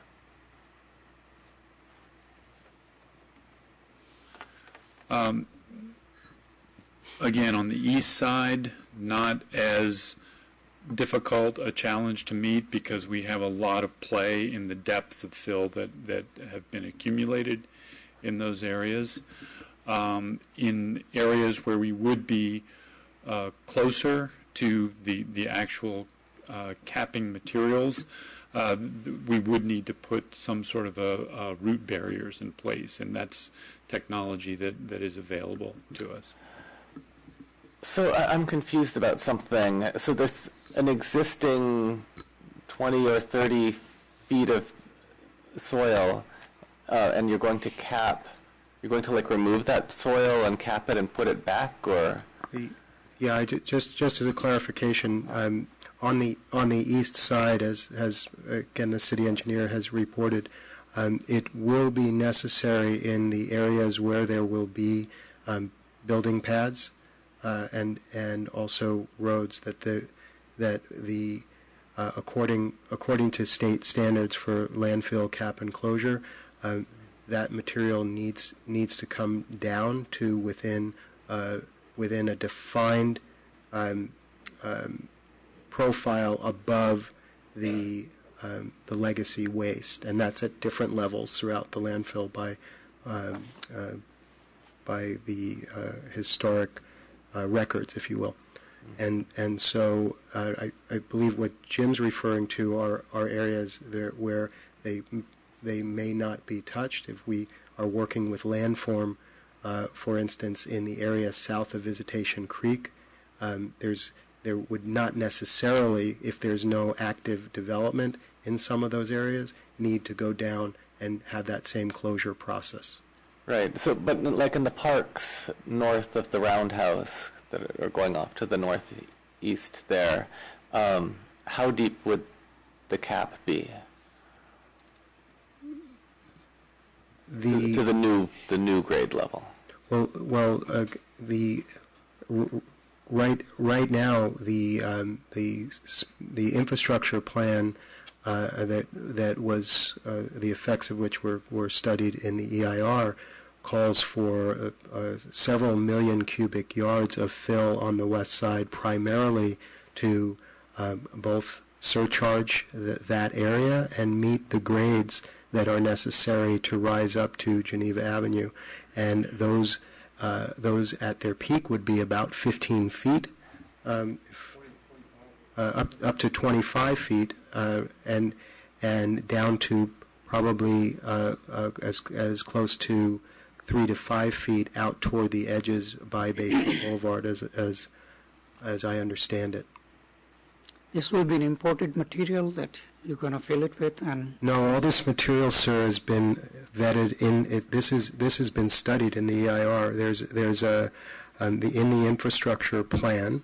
There was a plan and profile for Geneva Avenue that was driven by the necessary drainage patterns that would drain the streets in the future, and that laid out how much material would need to be excavated down on the east side to meet those grades, and how much would need to be filled on the west side, on the rail yard side, in order to meet those grades. And that's all been. but the question was that the material that you're going to take it out, which is a contaminated material, are you going to use that as a fill, or are you going to bring from outside? We're not talking about moving contaminated material. We're talking about the clean fill that has been placed on the east side with the soil recycling operations of these past years. I got it. But there is to Commissioner Anderson's point, it's anywhere from 3 to 25 feet on the west side that it would be capped and coming up. Right. So in the areas where the cap's only 3 to 5 feet down, is there going to be any sort of like tree prohibition, or like, you know, how aggressively do tree roots go down, and is that a danger to the cap? Well, I think we have this is an engineering question as well as an environmental question, but I believe that the standards would dictate what at any given area. If that cap is clean fill, it has plenty of room for root development in trees. I believe that your concern would more be, if I'm understanding you correctly, Commissioner, is in areas where the cap is reasonably close to contaminated material. And what I believe Tom would clarify here is that the regulatory agency's requirements in areas like that is that there's 3 to 5 feet of clean. Yeah, excuse me. I remember the standard, but I'll defer. I can say this, Tom Graff again, is two things. On the western side, we have, again, normal soil with some rubble in it, some brick, and tree roots can get into that, and it doesn't affect the trees in the sense this is regular soil. But in the cap area, where areas are capped because of contaminated soil, it's typically now a minimum of 3 feet, and where trees are, you extend the cap deeper so that you get full tree roots that you don't have to do something in the future. So it might go down as far as 5 or 6 feet in an area where you have trees. Yes. Now, I will understand that the west and east sides have quite different levels of remediation requirements, but I thought you were also capping on the west side. Are you saying that there is not very much capping needed on the west side? No, there will be capping needed in some areas, not all areas, but in some areas there will be capping needed. And depending upon where it is most of the capping is done for an exposure standpoint, and that's why they want 2 or 3 feet of clean soil so that anyone doing normal landscaping, fixing irrigation lines doesn't get into it. Right. But for trees, is what they want to do is get it so you'll go a little deeper, so where the tree roots go out are typically still, especially if you have a liner material, you may put like an orange color. I'm sorry, I'm just talking this way. No, that's fine. An orange fabric will go down, or a green fabric, and then the cap will go over the top of it, so that you want to get it so the tree roots aren't up against this layer. So the thickness at any one point where trees are is quite often designed for that in particular. And has that already been mapped out, or is it still to be determined? I'm just sort of wondering if the illustrations and the maps of the landscaping is just speculative, or if you're actually, planting trees in all of those places. Typically, that comes in the final design stage. Yeah, so it's speculative at this point. It's more because it's just final design. It's not real complicated.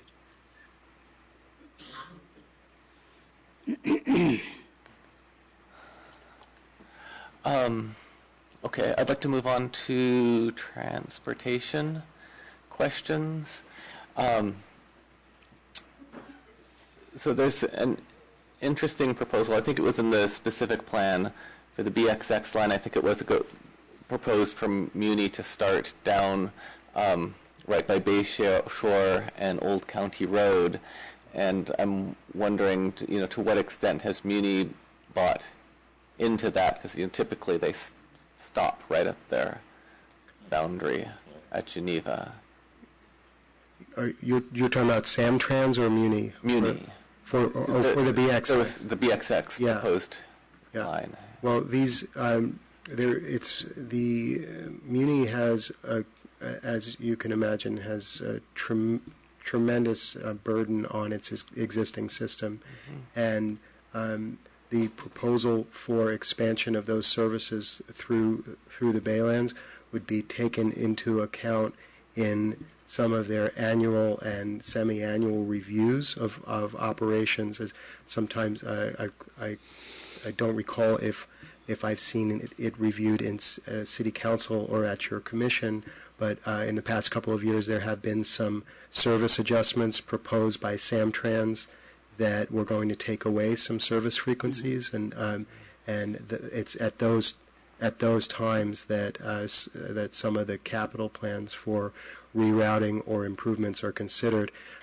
Generally, my understanding is that transportation improvement priorities are really driven by potential demand and increases in ridership, and that really is the essence of our proposal is to map out at potential build out what the demand would be that would drive bringing that service more to the interior, because you'd capture that many more riders for that section of the route.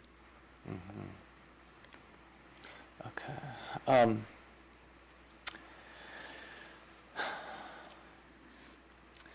I've got a couple more questions about transportation, and I don't necessarily expect you to have the answers right at this minute, because the transportation section was inordinately complicated, and I'm still left with a lot of questions about it, and how the analysis was done. And there was an expert who came in to tell us about it, but he pretty much, in summary, told us to trust the experts who did it. So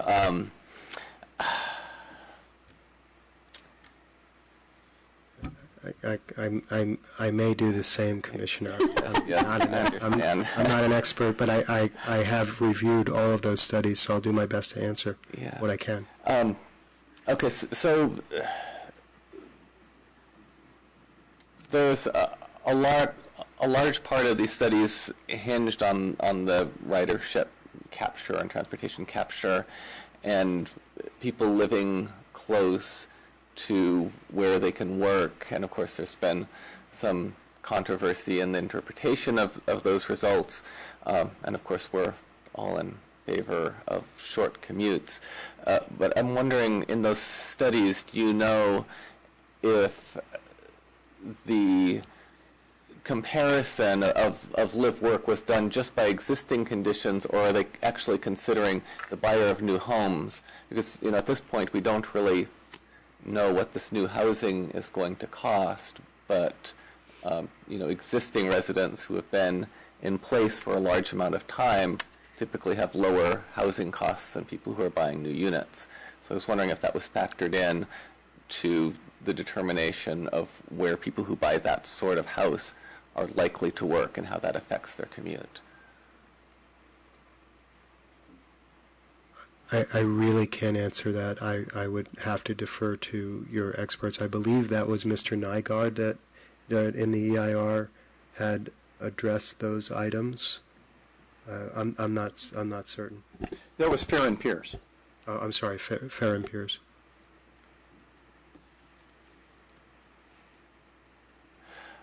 Also in the presentation tonight, there was a mention of parking ratios dropping near transit, and I hadn't noticed that before. I was wondering if there's still sufficient parking at the transit site itself to account for people who need to drive to get to transit. I'll have Jim answer that, and Jim, if you would address the reasoning behind that stepping down as well. So for the first part of your question, if you look in the development standards for each use, there's a little portion of each standards chart that addresses the parking ratio step down, and we've used ratios that are typical in other transit station locations around the Bay Area. So, and I think they're set a little bit conservative even in relation to those, but they do step down for quarter mile to half mile to above half mile. I'm sorry, you mean step down? I'm confused what you mean by step down. The ratio steps down. So let me find an example. Fewer parking spaces closer to. Yeah. So for example, let's take the commercial mid-rise. If your distance to transit is a quarter mile, you have 2 cars per 1,000 square feet. If you're half a mile away, you have 2.5 cars per 1,000 square feet, and if you're over half a mile away, you have 3 cars per 1,000 square feet, which is sort of the 3 cars per 1,000 is sort of the standard ratio that you would typically use anywhere. So that's how the stepping works. Now, as far as the second part of your question with commuter parking at the stations, that is something that I think, as we look at phasing and the detailed project urban designs, that is always a component that we're looking at. And I think to determine how much is, dependent on the size of the phase, when we're doing it, because those drive-to commuter lots the use of those tend to diminish over time. So, depending on which phase it's in. But yes, those are definitely considered as part of the development. Sometimes those might be, a freestanding structure in a portion of one of the development blocks. Okay. Moving on to sustainability. In your presentation today, you were talking about a net zero target for buildings. So do you anticipate that you are planning already on being fully in compliant with the Brisbane sustainability framework?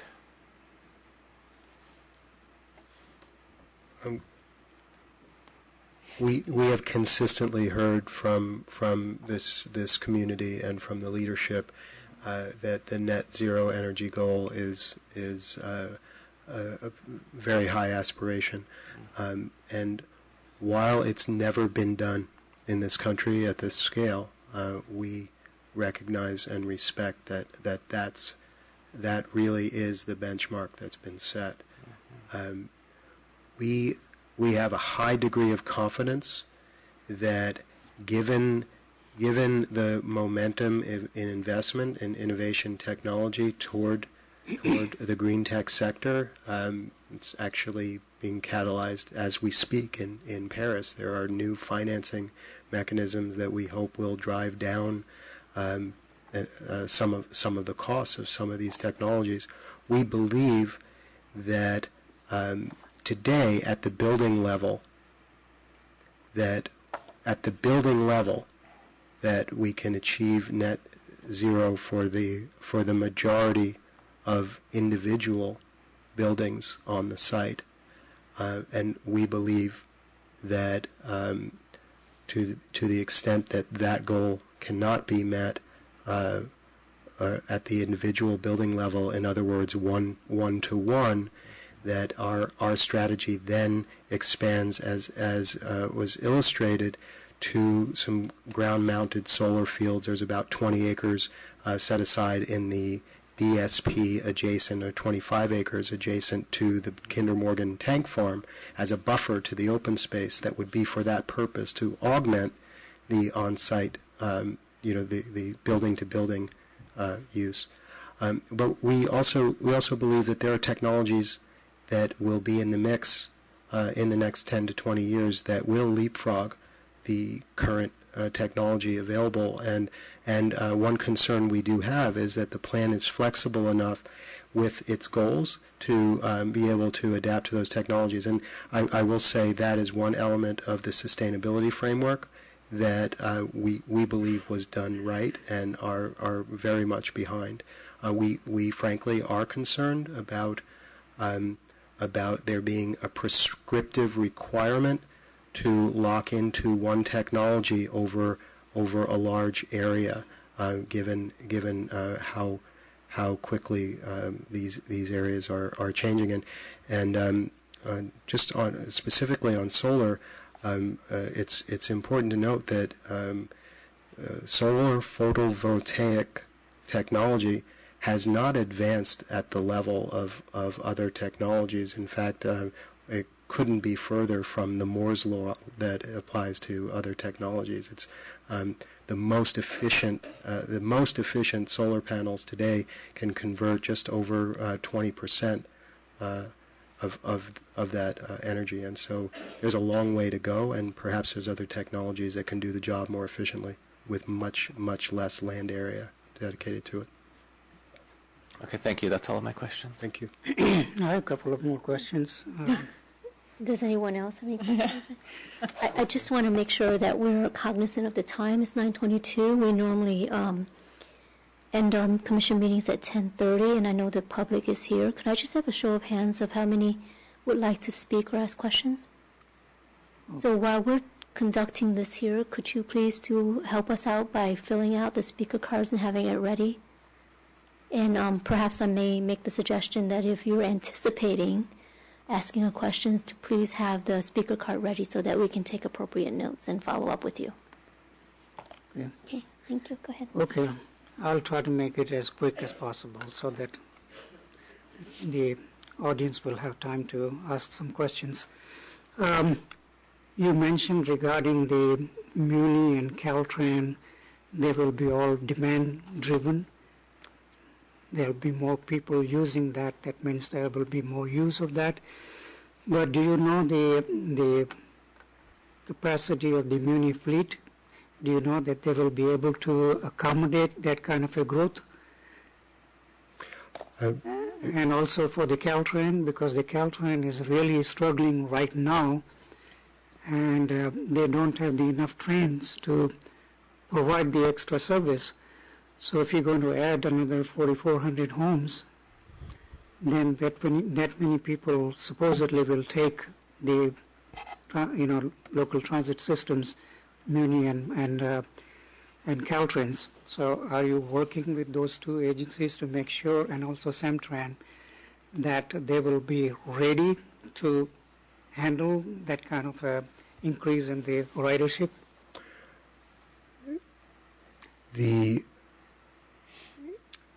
Let's talk about Caltrain for a moment. The Caltrain is just about ready to start their electrification as part of the modernization program.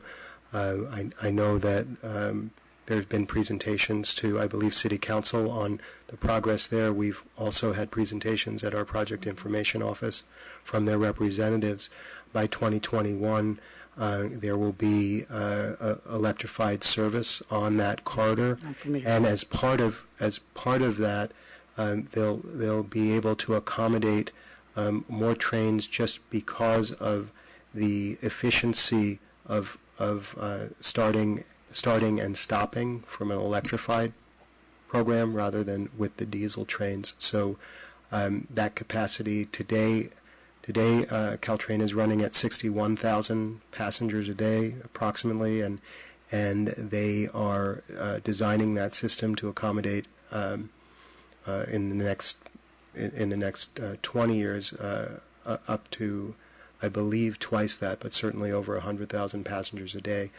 And having the Bayshore Caltrain station, when they started the studies to get the funding for this expansion, was the second least used stop on that corridor. So in our discussions with Caltrain over the course of these years, they've been very encouraging of development around that station because it helps them establish the nexus around those stations to increase service. With Muni, I think, as I mentioned earlier, Muni has a number of other priorities. One of their major priorities is the east-west bus rapid transit line that would potentially serve this site, and it would be demand-driven. The whether and how often they stop at the site. The interim plan, as Mr. Stickley mentioned earlier, there's an interim plan that's right now looking at an alignment that bypasses Brisbane and just stops at the corner of Bayshore and Geneva as it runs around through San Francisco and up Geneva. But over time, once Geneva Avenue extension is in place, and if there is a capture area of ridership, they would be looking at adjustments to that service. Yeah. The problem is the Muni is always under budget, and they don't have enough revenue coming. They're always in red ink. Mm-hmm. As a result, these may be projections, but to be realistic, we need to get some more information from them as to what their future plans are, because it took how many years to just extend to the Chinatown. And same thing with the Caltrains. There are a number of obstructions to that electrification. Mm-hmm. Cities of Burlingame and others are objecting for the overpass or underpass. So these things looks very good, but we need some kind of a certainty as to what's going to be, because these projections are based on the fact that these will be all in place, but they may not be, because the thing is they're all dependent on a lot of federal, state money commitment, and also the city's desire to do that. So that's one of the concerns I have personally about this whole transportation issue, that there are a lot of uncertainties in that respect. So, if I may, sir, the Transportation Authority in San Francisco has 2 active studies right now for the interim alignment of the bus rapid transit line that we're talking about. That's an active study that there's information and projections of ridership and funding sources for, that you can find through the TA website in San Francisco. And there's also, and I know staff has been tracking this as well, because I read some comments that staff made on a report for a relocation study for the Bayshore Caltrain station. Mm-hmm. It was starting to look at options for that. So those